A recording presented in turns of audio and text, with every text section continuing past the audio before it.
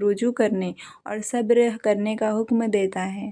صبر ایک ایسی عبادت ہے جس کا پھل اللہ تعالیٰ نے بغیر حساب کتاب کے دینے کا وعدہ کیا ہے۔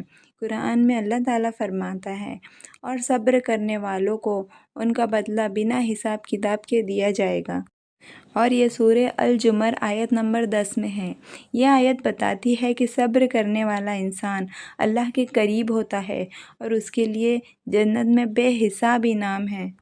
صبر کا مطلب ہے کہ جب کوئی مصیبت آئے یا جب کوئی غم یا پریشانی ہو تو انسان اپنے غصے، اپنے دل کے درد اور اپنے زبان پر قابو رکھے، اللہ سے شکایت نہ کرے بلکہ اسی پر بھروسہ رکھے۔ یہ 3 ٹائپ کے صبر ہوتے ہیں۔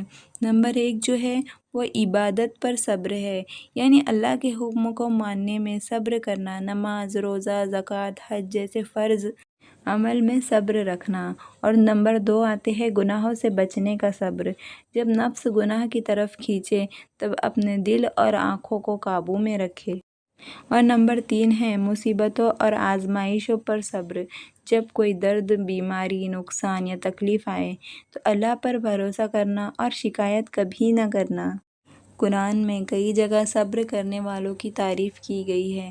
سورہ بقرہ میں لکھا ہے، اور ہم ضرور تمہیں آزمائیں گے ڈر سے، بھوک سے، مال اور جان اور پھل کے نقصان سے، اور صبر کرنے والوں کو خوشخبری دو۔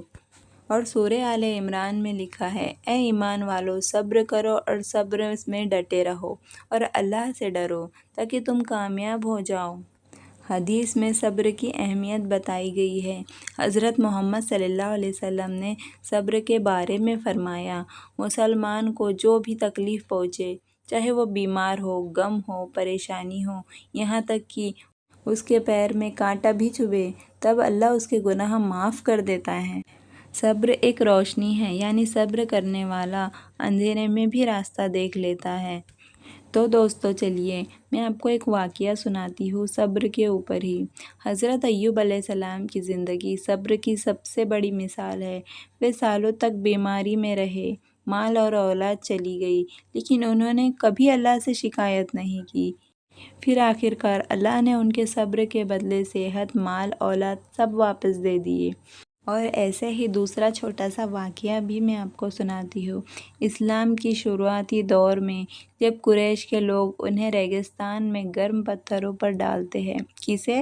حضرت بلال رضی اللہ عنہ کو، تب بھی وہ صرف صبر کرتے۔